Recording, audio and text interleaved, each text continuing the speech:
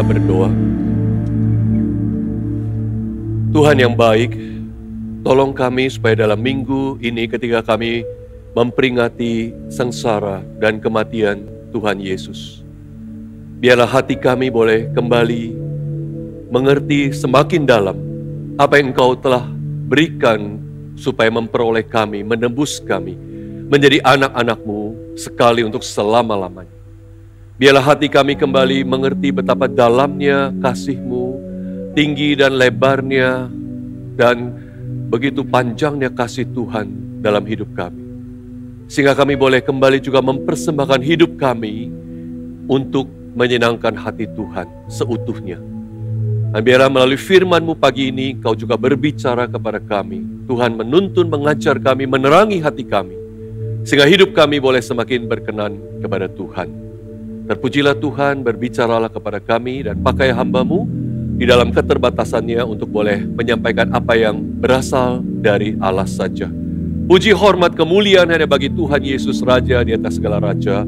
Demi nama Tuhan Yesus, kami bersyukur, berdoa. Amin.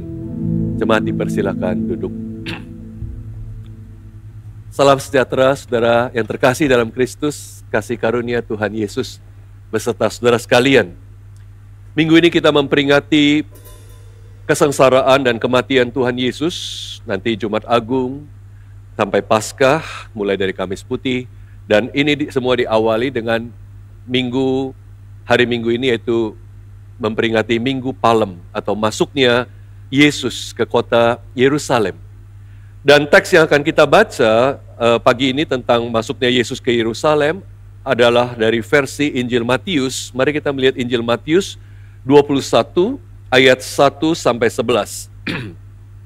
Matius 21 ayat 1 sampai 11, dan nanti saya akan membaca tambahan 2 ayat lagi, 12-13, tapi kita perhatikan dulu ayat 1 sampai 11. Injil Matius 21, mulai dari ayat 1. Demikian firman Tuhan. Ketika Yesus dan murid-muridnya telah mendekati Yerusalem dan tiba di Betfage di Bukit Zaitun, Ia mengutus 2 orang muridnya dengan pesan, "Pergilah ke kampung yang di depanmu itu, dan di situ kamu segera akan menemukan seekor keledai betina tertambat, dan anaknya ada di dekatnya. Lepaskanlah kedua keledai itu dan bawalah kepadaku. Jikalau ada orang menanyakan sesuatu, katakanlah, Tuhan memerlukannya. Ia akan segera mengembalikannya." Hal itu terjadi supaya digenapi firman yang disampaikan melalui Nabi. "Katakanlah kepada putri Sion, lihat, rajamu datang kepadamu, ia lemah lembut dan menunggang seekor keledai dan seekor anak keledai beban." Lalu pergilah murid-murid itu dan berbuat seperti yang ditugaskan Yesus kepada mereka. Mereka membawa keledai itu bersama anaknya, lalu mengalasinya dengan jubah luar mereka, dan Yesus pun duduk di atasnya.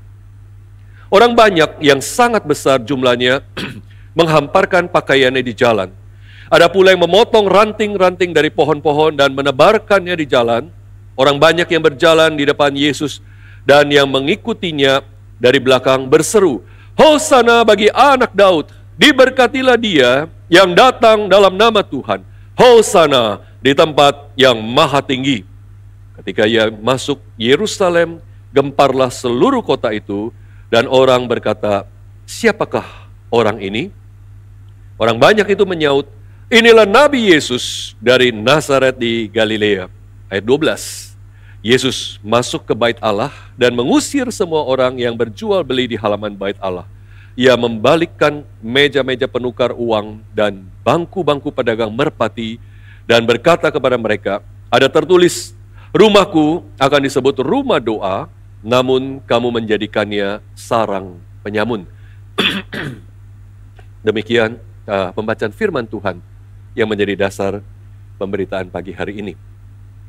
Saudara, para pemimpin negara-negara adidaya, negara-negara superpower, mereka pasti mempunyai mobil pemerintahan atau tunggangan mereka sendiri yang pasti luar biasa. Kendaraan Presiden Amerika Serikat misalnya, itu adalah sebuah sedan Cadillac warna hitam yang bahkan mempunyai julukan atau nama yaitu The Beast, ya binatang buas. Bayangkan mobil Presiden Amerika aja namanya keren ya, binatang buas. Dan memang mobil ini luar biasa, dia dirancang dengan fitur keamanan yang sangat canggih untuk melindungi orang nomor 1 di Amerika Serikat ini. Dan bahkan sampai begitu canggihnya sampai disebut dengan The Moving Fortress atau benteng berjalan. Mobil Presiden Amerika itu bukan cuma tahan peluru, itu udah biasa. Tapi juga tahan serangan bom dan bahkan tahan serangan udara. Dan ini adalah satu fitur yang luar biasa. Maka saudara, kalau kita melihat hebatnya mobil seorang kepala negara dan disertai dengan besarnya iring-iringan yang menyertai di belakangnya ketika mobil ini berjalan, itu menunjukkan apa? Itu menunjukkan hebatnya pamor kepala pemerintahan itu sekaligus juga pamor negaranya. Cuma negara-negara yang sangat kaya, cuma negara-negara yang sangat hebat seperti Amerika, Rusia, atau Tiongkok yang punya mobil-mobil sehebat itu. Dan itu menunjukkan siapa pemerintahnya dan seperti apa negaranya. Luar biasa. Nah saudara, kalau dibandingkan dengan Yesus, yang adalah raja di atas segala raja, yang mempunyai segala kemuliaan, kuasa, kerajaan, dan bahkan alam semesta ini, ketika hari ini kita melihat dia menyatakan dirinya sebagai raja, masuk ke kota Yerusalem, tunggangannya, kendaraannya, itu cuma seekor keledai. Keledai adalah binatang yang sangat sederhana. Dan bahkan Yesus menunggang keledai itu masuk ke Yerusalem tanpa iring-iringan yang besar di belakangnya. Sama sekali tidak ada rombongan. Sama sekali tidak ada pengawal. Tidak ada kendaraan atau binatang lain yang mengikuti Yesus masuk ke Yerusalem. Hanya Yesus di atas keledai seorang diri. Sangat sederhana. Saudara, mengapa Yesus masuk ke kota Yerusalem mengendarai seekor keledai pada hari itu? Ini adalah satu momen yang sangat penting. Yesus masuk ke kota Yerusalem dengan mengendarai keledai itu untuk menggenapi nubuat yang telah disampaikan oleh Nabi Zakaria kira-kira 500 tahun sebelumnya. Beberapa ratus tahun sebelum peristiwa hari itu, Nabi Zakaria telah menubuatkan di Zakaria pasal 9 ayat 9 yang kemudian dikutip oleh Matius di dalam tulisannya hari ini kita baca. Tadi kita melihat dia mengutip Zakaria 9 ayat 9 dan membahasakan ulang demikian. Katakanlah kepada putri Sion, lihatlah rajamu datang kepadamu.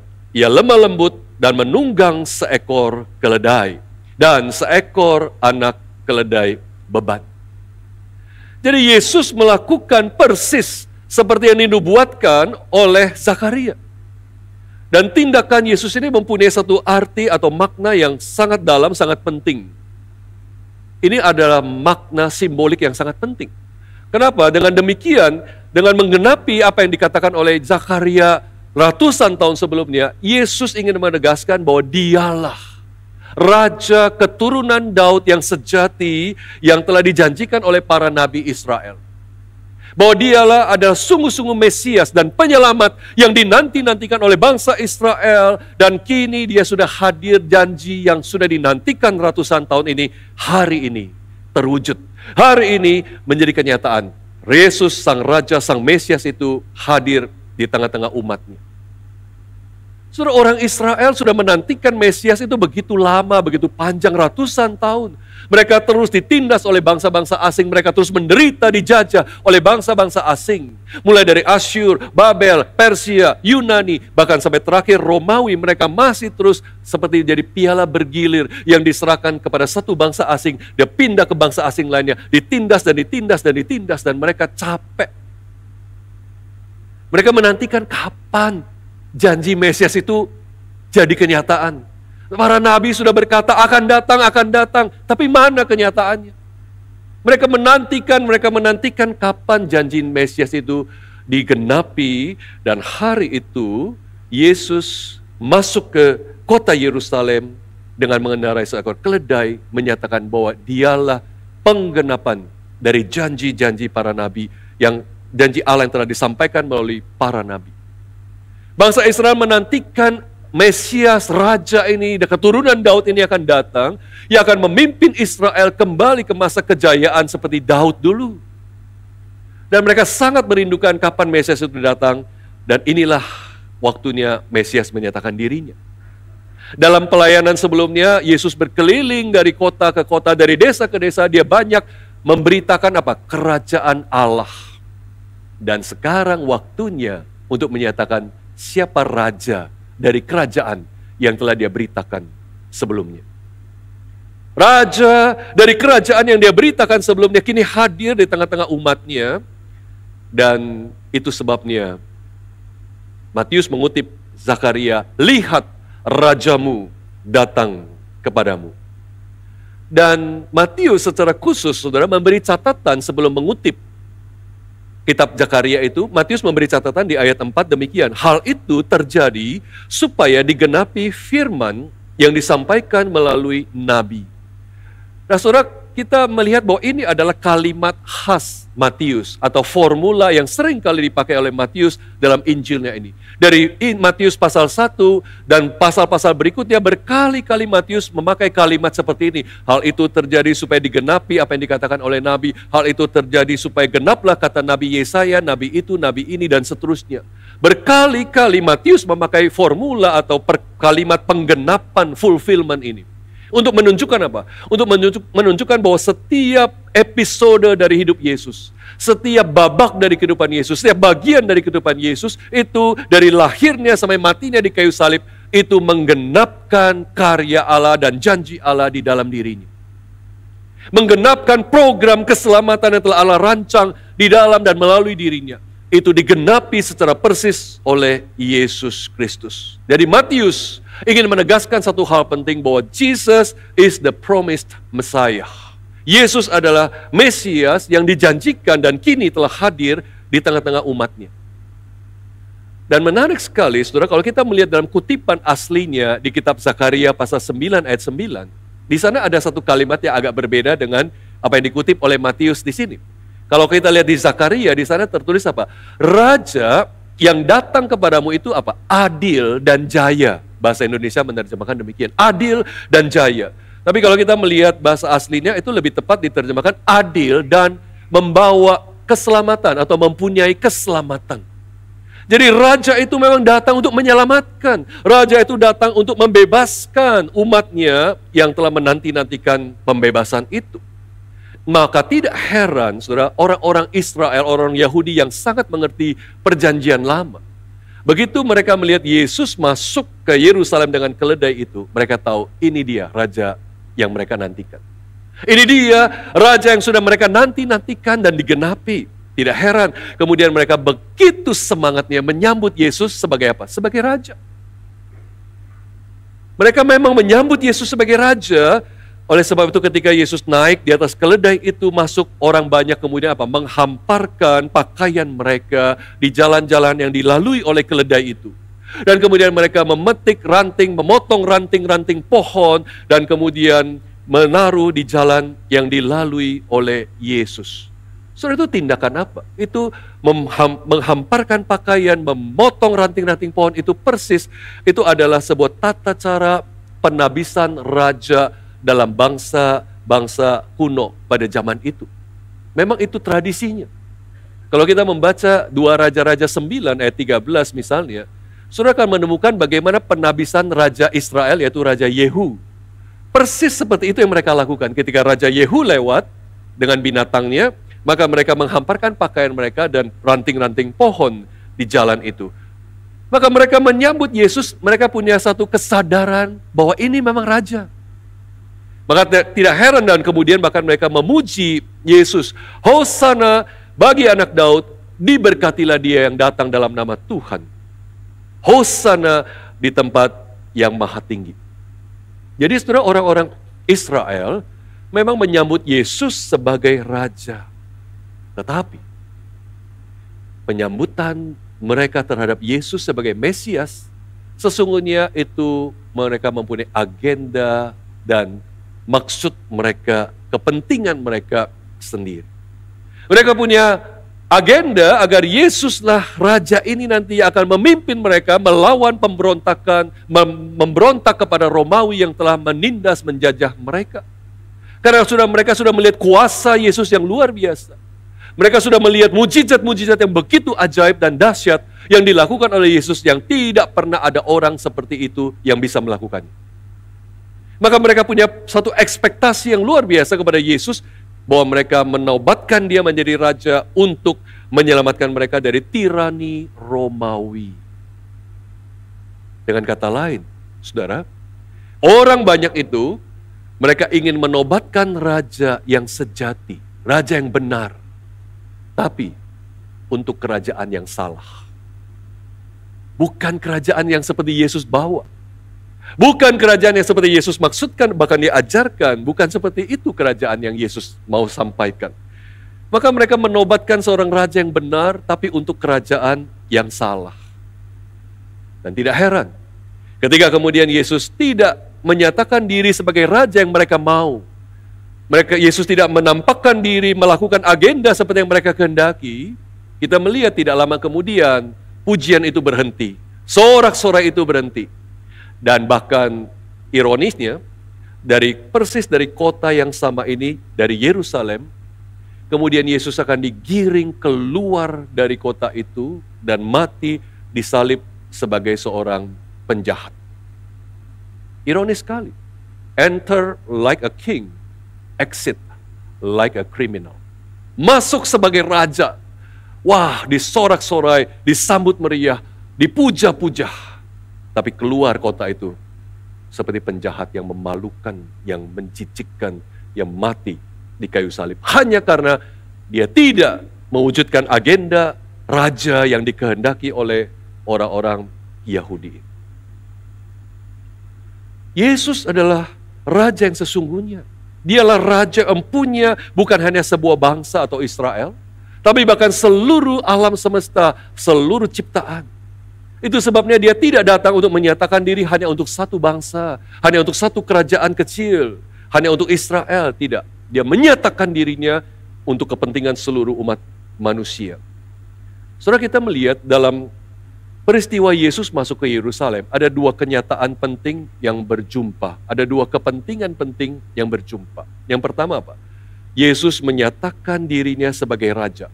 Ini yang pertama. Dan yang kedua apa? Ekspektasi, harapan yang begitu tinggi dari orang-orang Yahudi itu, yang mereka harapkan Yesus dengan kuasanya sebagai raja akan memberontak, melawan, membawa mereka kepada revolusi melawan pemerintahan Romawi. Dua kepentingan itu berjumpa. Tapi saudara, apa yang mengejutkan, kemudian kita melihat apa yang Matius catat. Matius mencatat bahwa setelah Yesus menyatakan dirinya sebagai raja, bukannya Yesus pergi ke benteng Romawi untuk mulai melawan Romawi. Bukannya Yesus pergi kepada gubernur di situ untuk mulai bicara supaya mereka menyerah.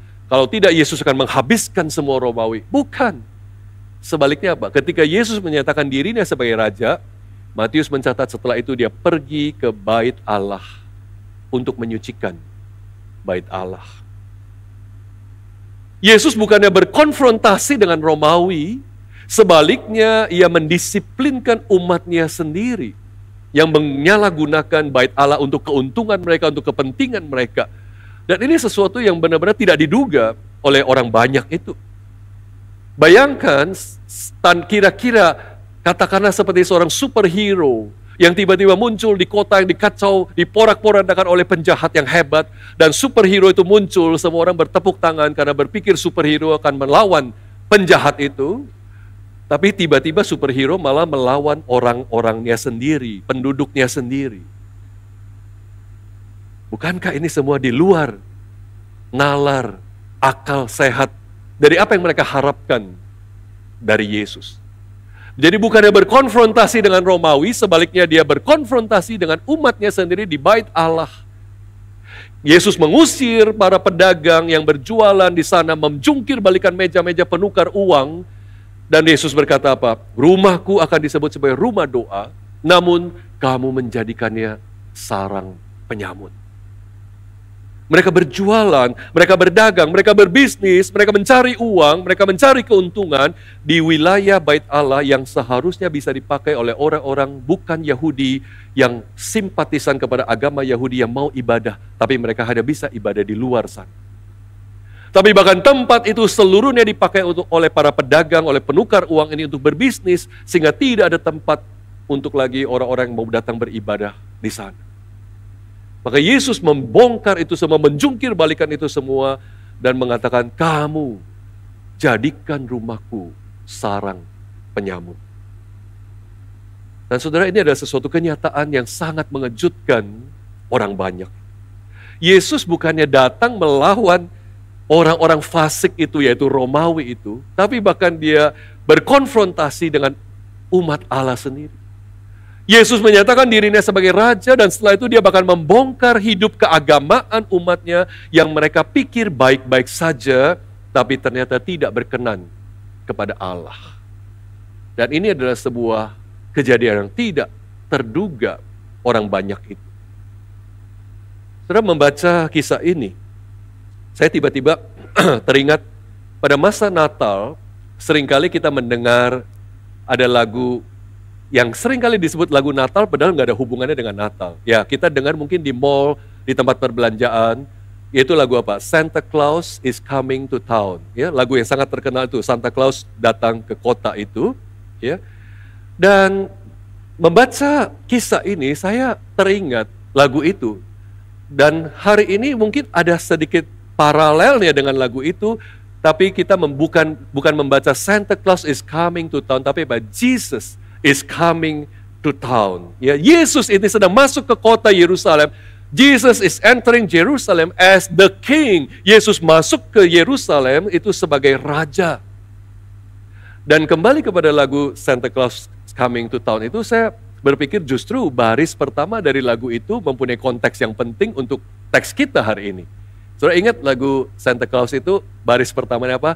You better watch out, you better not cry, Santa Claus is coming to town, gitu ya. Jadi you better watch out. Kamu harus berhati-hati, kamu harus berjaga-jaga karena Santa Claus sudah mau datang ke kota. Dan alangkah tepatnya kalau kalimat ini ditujukan dalam teks kita hari ini, you better watch out that the king has come. Haruslah engkau berjaga-jaga, haruslah engkau berhati-hati karena sang raja itu sudah datang. Tapi plot twistnya, yang harus berjaga-jaga, yang harus berhati-hati, itu bukannya Romawi, sebaliknya umatnya sendiri. Yang paling dikejutkan oleh kenyataan Yesus sebagai raja, bukannya Romawi, tapi umat Allah sendiri. Orang-orang yang mau dia selamatkan ini, yang harusnya berjaga-jaga, yang harusnya berhati-hati. Jadi ketika raja itu masuk ke kota, dia akan membongkar hal-hal yang paling kita cintai, yang menghalangi kita untuk berkenan kepada Allah. Jangan terkejut. Ketika Yesus masuk ke kota, ia akan menjungkir balikan kenyamanan palsu, rasa aman palsu, security yang palsu di dalam diri kita, yang kita letakkan pada agama yang kita hidup baik-baik, security palsu kita dalam kekristenan, dalam gereja, dalam pelayanan, dalam persembahan yang kita berikan, yang kita lakukan dengan sikap business as usual, dan setelah itu kita berpikir Tuhan pasti berkati saya karena saya orang baik. Saya ke gereja, saya beri persembahan, saya jadi panitia Natal, saya jadi panitia Paskah, dan sebagainya. Dan kita berpikir itu tempat aman kita. Ketika Yesus masuk ke kota itu, dia menjungkir balikan kenyamanan agama yang di mana kita letakkan di situ yang sebuah kenyamanan yang palsu. Dan memang sedihnya saudara, kita melihat ada saja orang-orang Kristen yang di satu sisi hidupnya begitu rutin baik ibadahnya, begitu tidak pernah absen dalam gereja, dalam kebaktian, bahkan ikut dalam pelayanan itu dan ini. Tapi hidup sehari-harinya itu seperti tidak ada hati yang takut akan Tuhan. Hidup sehari-harinya seperti tidak ada hati yang ingin menyenangkan Tuhan. Hidup sehari-harinya tidak pernah berpikir apa yang Tuhan berkenan yang harusnya saya lakukan. Apa yang Tuhan benci yang seharusnya saya tidak lakukan. Apa yang Tuhan kehendaki yang harusnya saya kerjakan. Hidupnya nggak pernah berpikir demikian, meskipun minggu demi minggu, waktu demi waktu dia rutin ke rumah ibadah, ke gereja, dia terlibat dalam semua kegiatan, tapi tidak pernah berpikir bagaimana hidupnya bisa memperkenankan hati Tuhan. Hari Minggu kelihatan begitu taat beragama, tapi hari-hari lainnya itu sesuatu yang seperti ada disconnection, ada keterputusan antara ibadah hari Minggunya dengan hidup sehari-hari.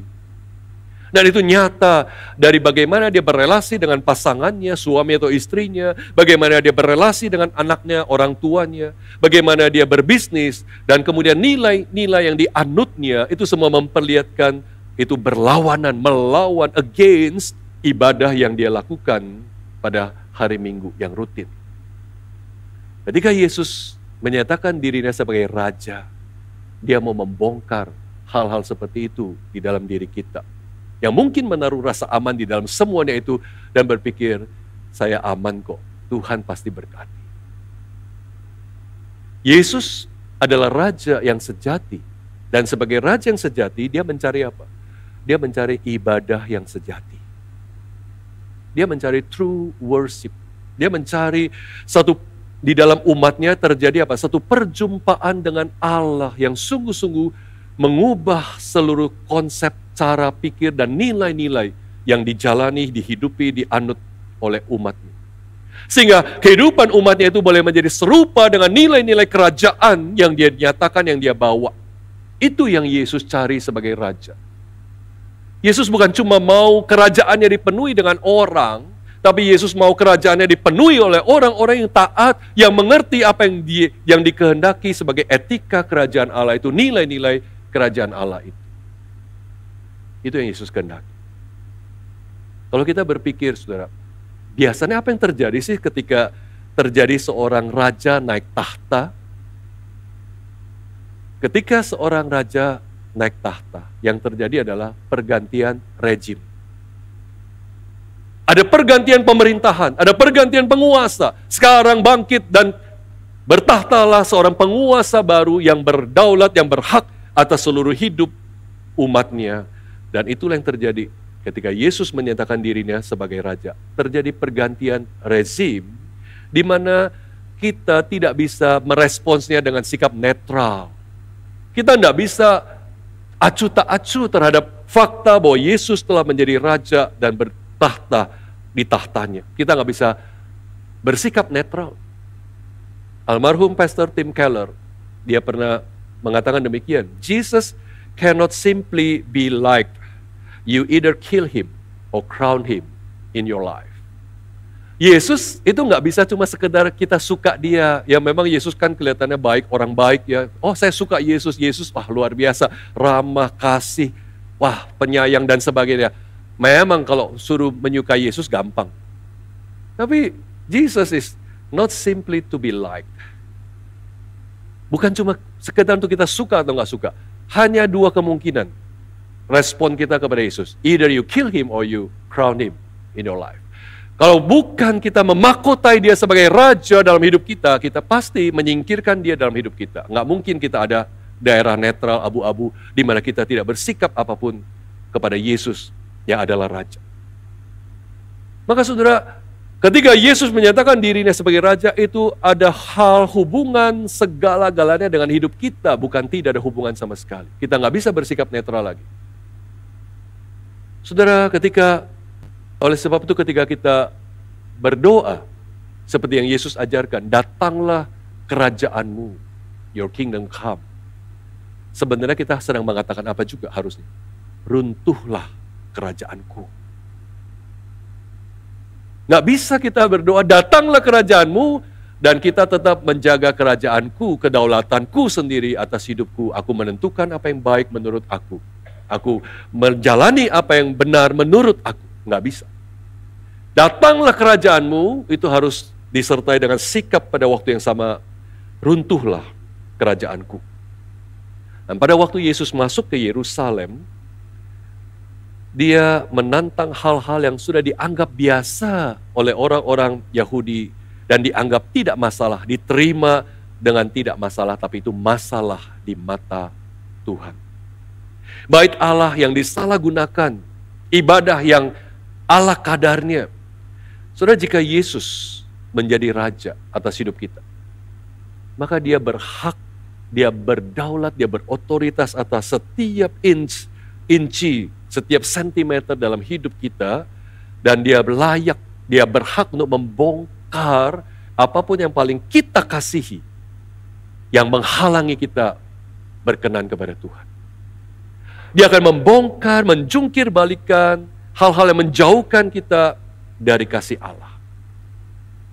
Saudara, ketika Yesus menyatakan dirinya sebagai raja, dia akan menantang hal-hal yang mungkin kita anggap sudah biasa, sudah lazim, sudah diterima sebagai norma oleh orang banyak, tetapi sebenarnya itu tidak berkenan kepada Tuhan. Mungkin ketika dia datang saat ini kepada kita sebagai raja, dia ingin membongkar apa yang kita biasa anggap lazim, yaitu memakai uang pelicin dalam bisnis kita. Suap sana, suap sini untuk mendapatkan kontrak, tender, dan sebagainya. Yang dalam lingkungan bisnis itu dianggap sangat biasa dan mungkin nggak lagi dipikir sebagai sesuatu yang mengganggu, berpengaruh kepada iman kita. Itu Tuhan mau bongkar. Mungkin Tuhan mau membongkar bagaimana kita menjalani hidup ini dengan satu sikap double life. Kita sebenarnya punya dua wajah. Apa yang di depan orang banyak, itu berbeda dengan apa yang kita sendirian. Apa yang kita tampilkan ketika kita dalam lingkungan Kristen, itu berbeda sekali dengan apa yang kita tampilkan dalam lingkungan yang bukan Kristen. Sehingga orang mungkin kaget ketika menemukan kita ternyata punya hidup double life seperti itu. Hidup yang berganda seperti itu. Tuhan mau bongkar. Ketika dia datang sebagai raja, apa yang kita anggap biasa itu mungkin adalah kita mencari keamanan, kenyamanan di luar Tuhan. Kita pikir kita bisa mendapatkan di sana. Dengan uang kita, dengan hobi kita, dengan bahkan harta kita. Tapi Tuhan mau ingatkan hanya di dalam Dia, kerajaannya itu, kita mendapatkan keamanan yang sejati. Mungkin Tuhan mau bongkar kata-kata kita yang kasar, yang seringkali menyakiti orang, yang seringkali bahkan membuat orang gak pernah lupa seumur hidupnya. Itu kata-kata yang melukai begitu dalamnya. Mungkin Tuhan ingin membongkar kemarahan yang sering timbul tidak pada tempatnya, sehingga itu menghancurkan hidup orang lain dan menghancurkan relasi-relasi yang bahkan sulit lagi diperbaiki di kemudian hari. Tuhan mau bongkar itu. Ketika Dia menjadi raja atas hidup kita, mungkin ada hal-hal yang kita anggap biasa dan sudah bisa diterima, yaitu pride kita, ego kita, kesombongan akan kehebatan diri kita. Ada begitu banyak, sayangnya, orang Kristen, bahkan hamba Tuhan, yang sangat menjaga gengsinya, egonya, sehingga bahkan itu lebih penting daripada kemajuan pekerjaan Tuhan. Ada begitu banyak gereja yang terhambat pertumbuhannya, ada bahkan begitu banyak gereja yang pecah, hanya gara-gara jemaatnya, majelisnya, hamba Tuhannya, masing-masing memegang egonya, tidak mau mengalah. Tidak berpikir dia harus menundukkan diri kepada yang lain, dan mau menang sendiri. Sehingga mereka pikir, nggak apa-apa, gereja nggak bertumbuh, yang penting aku nggak kalah gengsi, aku nggak kalah malu di hadapan orang-orang. Itu Tuhan mau bongkar. Jikalau Yesus datang menjadi raja, Dia mungkin mau membongkar kebutuhan kita akan pengakuan manusia, approval dari dunia ini, yang seringkali kita begitu dambakan untuk memberi nilai pada diri kita, meaning, signifikansi dalam hidup kita. Yesus mau membongkar itu semua. Yang hal-hal yang kita anggap biasa, yang sudah diterima oleh banyak orang, mungkin bahkan tidak dilihat sebagai dosa. Tapi Yesus datang mau membongkar hari ini semua. Saudara, tema kita hari ini adalah The King Who Saves. Raja yang menyelamatkan. Dan kita belajar bahwa ketika Raja itu datang, Dia menyelamatkan kita, seringkali bukan dengan memerangi musuh jasmani kita.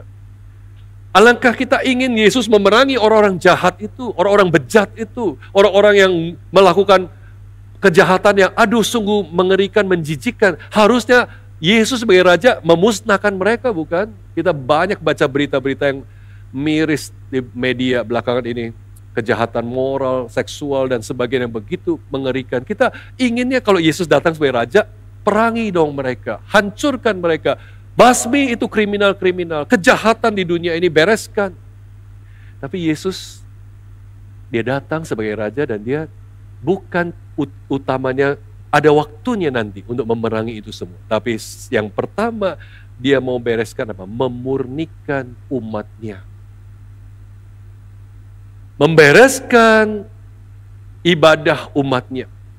Agar kita boleh hidup selaras, sejalan, kompatibel dengan nilai-nilai dalam kerajaan Allah. Maka kita sebagai warga kerajaan ini harus selalu ingat status kita sebagai anak-anak raja, warga kerajaan Allah. Sehingga kalau kita mengingat status kita, kita hidup selaras sesuai dengan nilai kerajaan itu. Saudara, ada satu cerita dari dunia perbudakan ratusan tahun yang lalu ketika perbudakan masih menjadi satu yang legal di bumi ini. Di tempat itu, di satu bagian di Afrika Utara, pada satu waktu di pasar budak. Jadi waktu itu orang memang memperdagangkan budak di pasar, seperti hari ini orang berjualan barang di pasar. Budak-budak itu kemudian dibariskan, dikeluarin untuk dipajang, dilihat oleh para calon pembeli. Mereka akan melihat mana budak yang kuat, berotot, yang kelihatan mampu bekerja keras, dan dipajang. Dan budak-budak itu dibariskan, kemudian mereka diikat satu sama lain dengan rantai besi yang sangat berat di leher mereka. Dari leher ke leher, ke leher, ke leher. Sehingga mereka nggak mungkin melarikan diri. Dan saking beratnya rantai besi di leher mereka itu, budak-budak itu berbaris keluar itu dengan badan yang tertunduk karena berat sekali rantai itu. Tapi ketika badan rata-rata agak nunduk, agak bungkuk, ada satu budak yang berdiri tegap dan berjalan dengan kepala yang mendongak ke atas. Dan itu membuat heran orang-orang hadir dan para pedagang pembeli budak dari Arab. Mereka bertanya kepada traders atau pedagang budak ini. Mereka tanya, siapa budak itu? Yang lain semua bongkok-bongkok, yang satu ini kok berdiri tegak.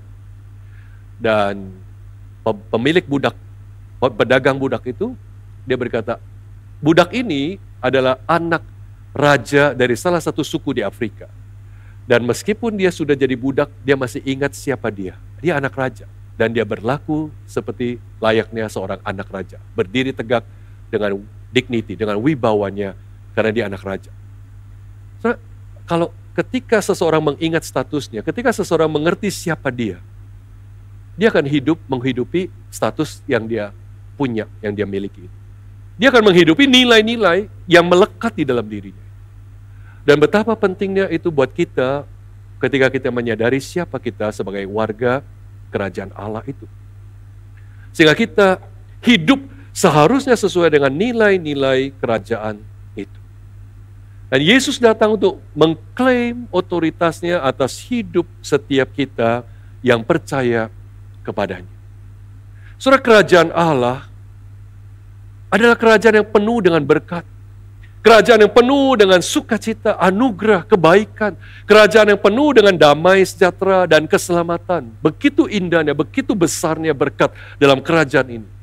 Dan Yesus mau kita menikmati, merengkuhnya, mereguknya, dipuaskan oleh kekayaan kerajaan itu. Tapi kita harus hidup selaras dengan nilai-nilai kerajaan itu, bukan? Dalam dunia ini rasanya tidak ada satupun negara yang mengizinkan warga negaranya memberontak terhadap semua aturan, semua hukum negara itu, dan kemudian negara memberi manfaat yang sebesar-besarnya kepada rakyatnya yang memberontak itu. Ada nggak? Nggak ada. Ada juga dihukum, dipenjarakan karena dia memberontak kepada semua hukum negara atau kerajaannya itu. Maka rasanya nggak kompatibel, nggak cocok kalau kita mau menikmati segala kekayaan, berkat, dan keindahan dalam kerajaan Allah, tapi kita nggak mau hidup sesuai dengan nilai-nilai yang ditetapkan oleh Sang Raja dari kerajaan. Maka saudara, ketika kita rindu berkat itu, anugerah itu, mari kita menjalani hidup dalam kerajaan Allah itu sesuai dengan apa yang Dia kehendaki. Dan ini semua bahkan hanya bisa kita jalani dengan anugerah belas kasihan dari Tuhan saja. Bukan karena kemampuan kita. seutuhnya, seluruhnya dari kita percaya sampai kita berjalan dalam kerajaan Allah, sampai kita berjumpa muka dengan Sang Raja, itu adalah grace upon grace, anugerah demi anugerah. Dan kita bersyukur untuk itu.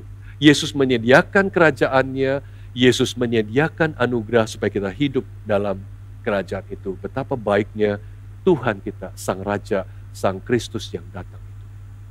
Lihat, Rajamu datang kepadamu. Inilah waktunya untuk kita sungguh-sungguh menyerahkan seluruh kunci kehidupan kita untuk dipegang, dikuasai olehnya. Membuka seluruh selubung dalam hidup kita yang mungkin kita kunci, kita tutup rapat selama ini, yang hari ini Tuhan mau bongkar. Yang hari ini Tuhan mau jungkir balikkan. Yang hari ini Tuhan ingin ubah hidup saudara. Kita berikan kepada Tuhan. Dan berdoa. Bapa, kami sungguh bersyukur untuk firman-Mu siang hari ini. Tuhan, kami mengakui Engkau sebagai Raja kami, Tuhan kami yang datang. Dan kami menyerahkan hidup kami seutuhnya. Bertahtalah, berotoritaslah atas hidup kami Tuhan. Atas setiap area hidup kami di rumah, di keluarga, di pekerjaan, dalam bisnis, di masyarakat. Biarlah kami menghidupi hanya satu kehidupan, yaitu hidup yang berkenan kepada Tuhan. Berkatilah seluruh jemaat GKKK Solo ini boleh mempersembahkan hidup mereka untuk memperkenankan hati Sang Raja yang datang. Kami bersyukur, kami berdoa demi nama Tuhan Yesus Kristus, Raja di atas segala raja, Tuhan di atas segala Tuhan. Amin.